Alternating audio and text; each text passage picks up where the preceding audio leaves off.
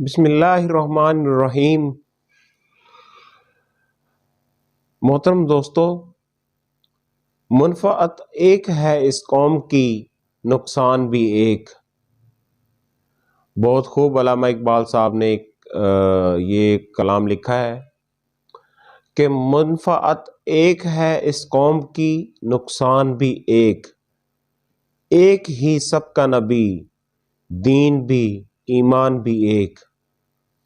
حرم پاک بھی، اللہ بھی، قرآن بھی ایک۔ کچھ بڑی بات تھی، ہوتے جو مسلمان بھی ایک۔ دوستو، حالیہ جو حالات ہیں اہل فلسطین پہ، ظلم و ستم کے پہاڑ توڑے جا رہے ہیں، اور دنیا عالم یعنی کہ اقوام عالم اس پر چپ سادے ہوئے ہیں۔ اقوام عالم کی یہ خاموشی یہ صاف ظاہر کرتی ہے کہ وہ مسلمانوں کو کسی صورت اس دنیا میں، اس خطے میں برداشت نہیں کرتے۔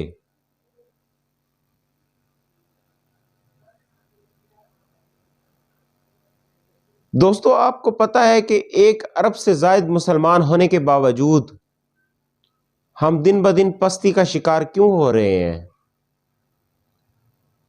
اس کی ایک وجہ یہ ہے کہ ہمیں آپس میں اتفاق و اتحاد کی کمی ہے۔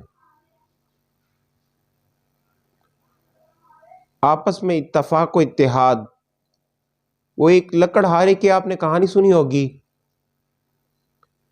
کہ جب لکڑیوں کا گٹھا اکٹھا ہوتا ہے تو اسے کوئی نہیں توڑ سکتا، لیکن جب اس کو کھول دیا جاتا ہے، اس کو الگ الگ کر دیا جاتا ہے، تو اس کو بآسانی توڑا جا سکتا ہے۔ بالکل یہی حالات یہود و نصارہ نے ہم مسلمانوں کے ساتھ کیے ہوئے ہیں اور کر رہے ہیں۔ محترم دوستو، دل خون کے آنسو روتا ہے۔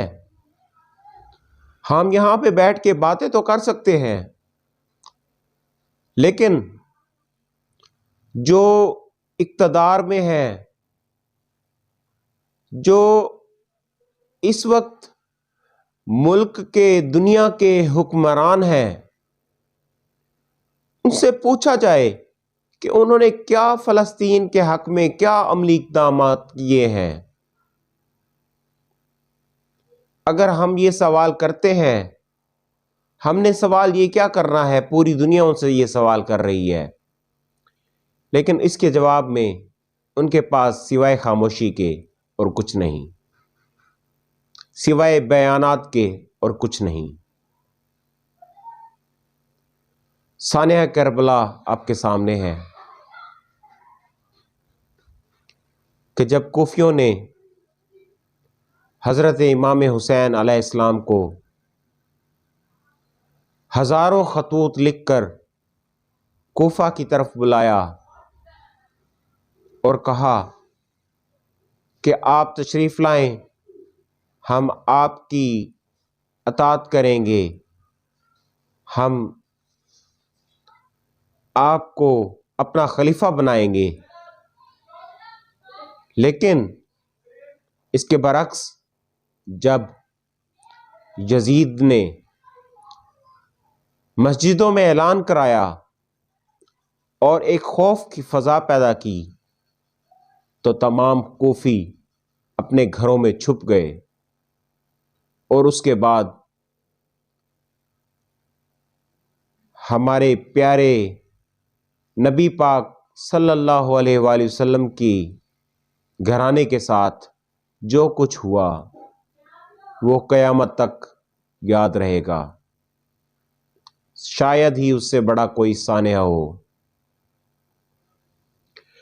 لیکن کوفہ سے ہٹ کر اس وقت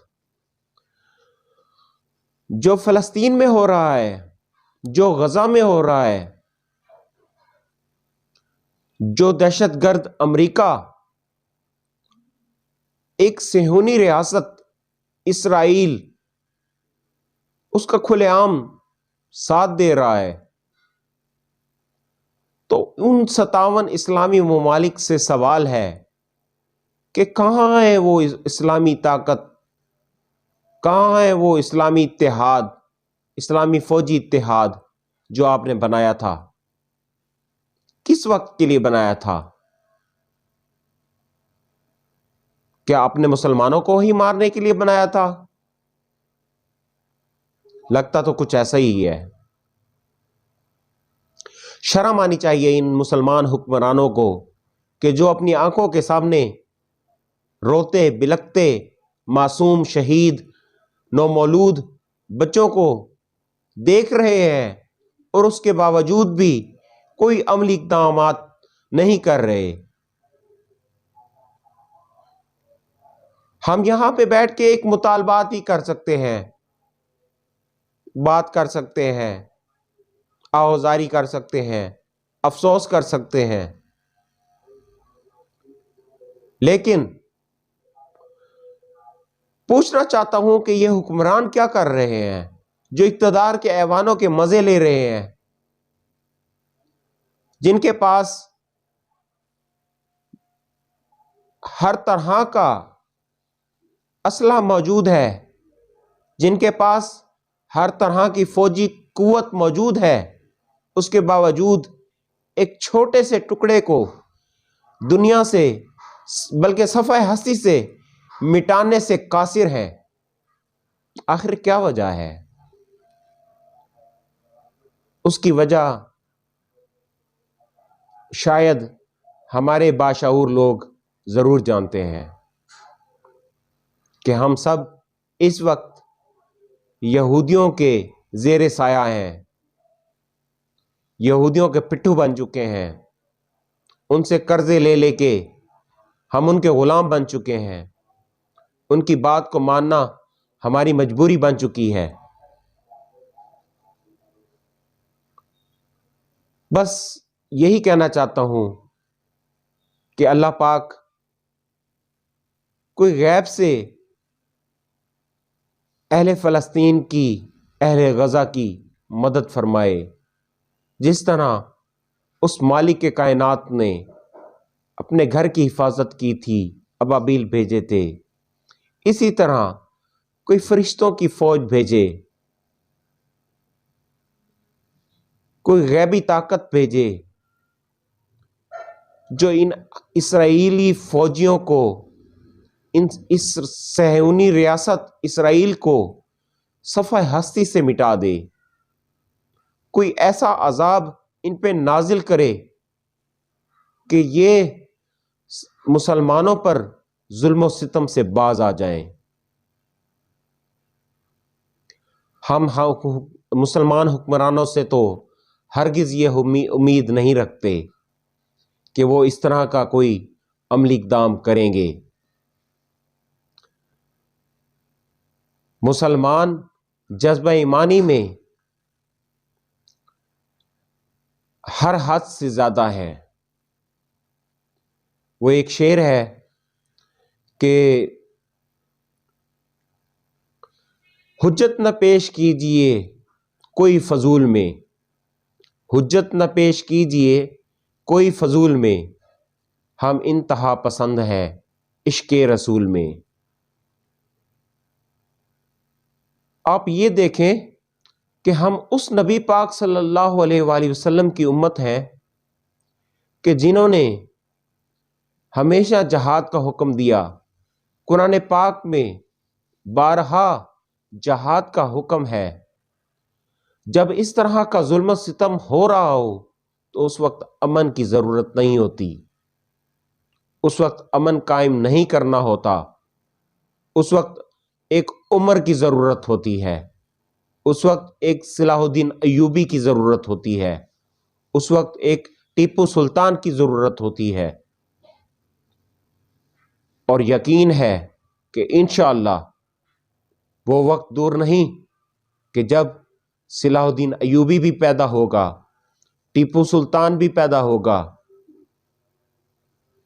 اور یہ یہودی اپنے انجام کو پہنچیں گے۔ بس آپ لوگوں سے یہی دعا کی درخواست ہے کہ اپنے جذبے کو، اپنے ایمانی جذبے کو، اپنے جوش کو یوں ہی تازہ رکھیں، اور فلسطینیوں کے حق میں جتنا ہو سکے بولتے رہیں۔ ان کے حق میں چاہے اپنی زبان کے ساتھ بول سکتے ہیں، اپنے ہاتھ کے ساتھ عملی اقدام کر سکتے ہیں، جو کچھ بھی کر سکتے ہیں، اپنے پیسے کے ساتھ کر سکتے ہیں، تو ان کی مدد کیجیے۔ بس اسی بات کے ساتھ آپ سے اجازت چاہتا ہوں۔ آپ کا دوست، آپ کا ساتھی محمد یاسر۔ سلام پہنچے۔ اللہ حافظ۔